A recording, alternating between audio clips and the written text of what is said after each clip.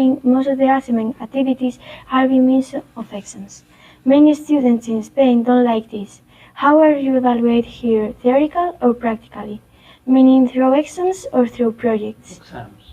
And, Okay. and what difference do you see between the two methods?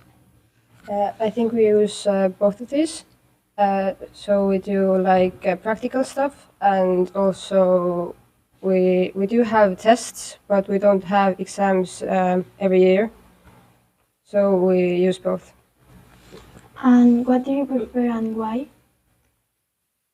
I think practical is more fun for students because exams really are stressful, and students really don't like them. Okay, thank You you. can both answer. Maybe you have another. Yeah, so in Estonia we are moving towards more practical studying. So like there are projects and that encourage schools to teach practically, not like read from books, but do group works and that. So yeah, moving towards more practical studying. So like there are projects and that encourage schools to teach practically, not like read from books, but do group works and that. So yeah. Okay, thank you. As group activities are very important, a critical task is to decide how groups are formed. How are groups organized in this school? How is group work carried out, and which way is the most effective? It depends on the teacher, like sometimes they make the groups and sometimes we can pick the groups by ourselves.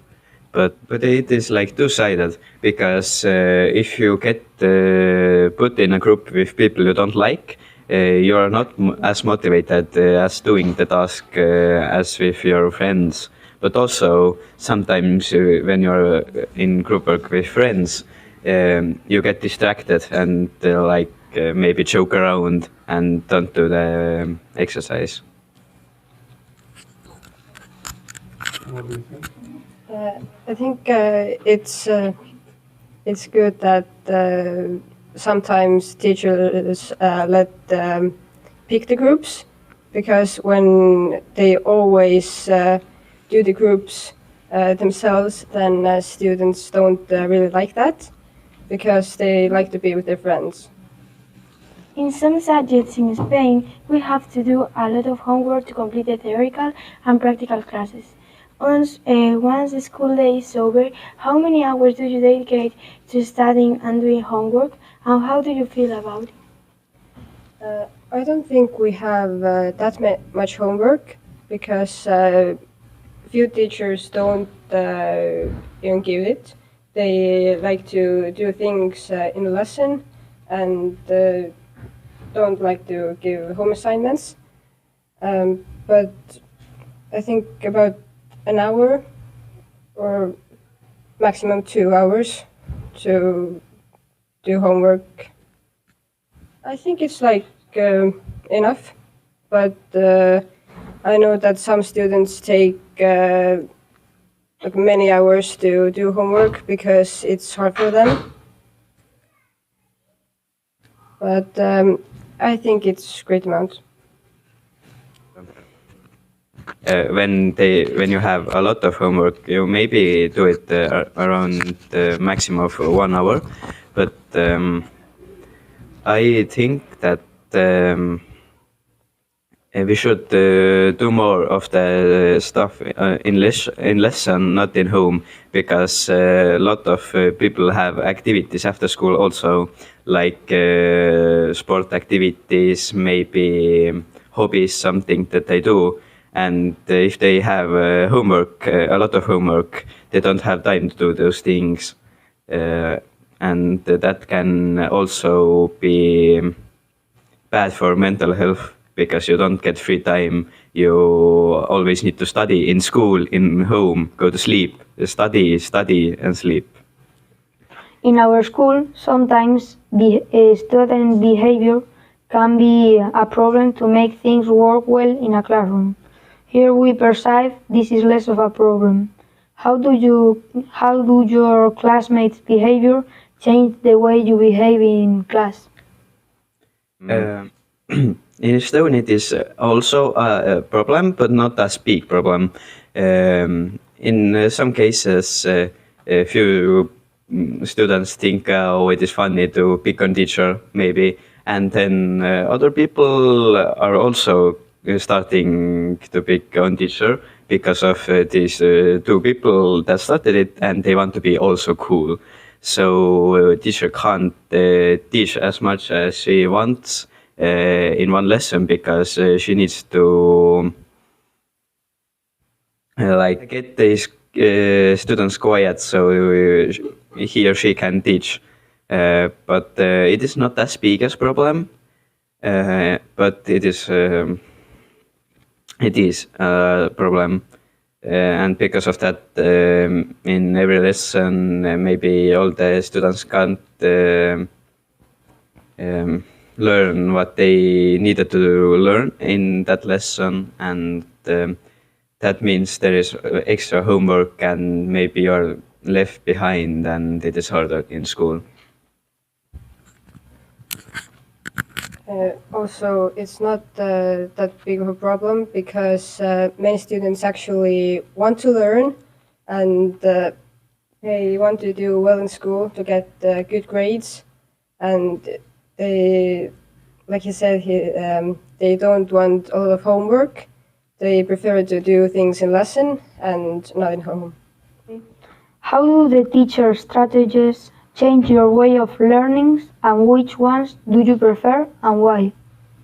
I think many teachers try to make learning fun and try to do More like more talking Yeah. and less like workbook and stuff. So students don't get as bored because they have to do it like speak, and I think that works well because, for example, in English, talking is very important to learn, and it gives experience. Yeah, I agree with her. So we are doing we are doing a lot of practical exercises like speaking in English or Russian language class.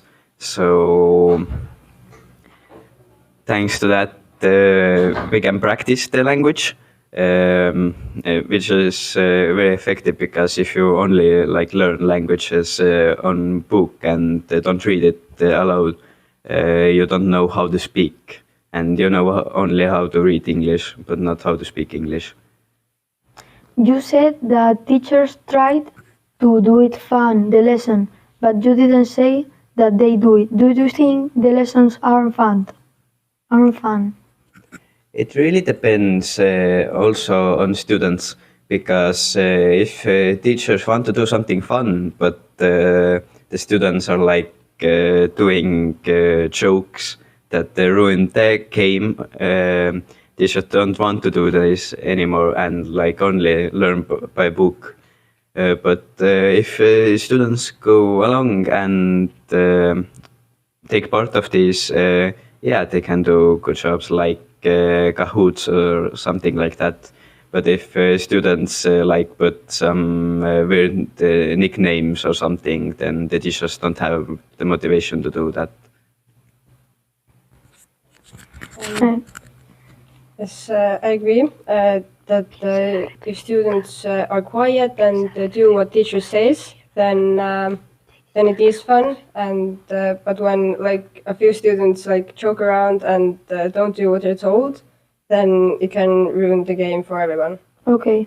And looking to the present and the future, if you could change any part of your educative system, what would you change? Be the same, that teachers do more practical stuff and do like games to learn, and give less homework and do more in the lesson, so the students don't have to do as much as at home. Yeah, we have a project in Estonia called non-formal teaching or learning. So with that project, I think it needs to be more adapted in more schools, and more teachers, I think, should do more non-formal learning. So play games and through that teach stuff. But we have a problem with our middle school final exams. Like in 9th grade, there is an exam to check your learnings throughout the school year, and they don't give. They only give feedback in present. How good did you do on that test? But they don't actually show what is bad and what do you need to improve. So I think this needs also to change. And right now, this exam is after you apply to college. So I think this needs to be before the applying, so the colleges or high schools can check those scores that you did, and don't need to do double exams to get into the high school.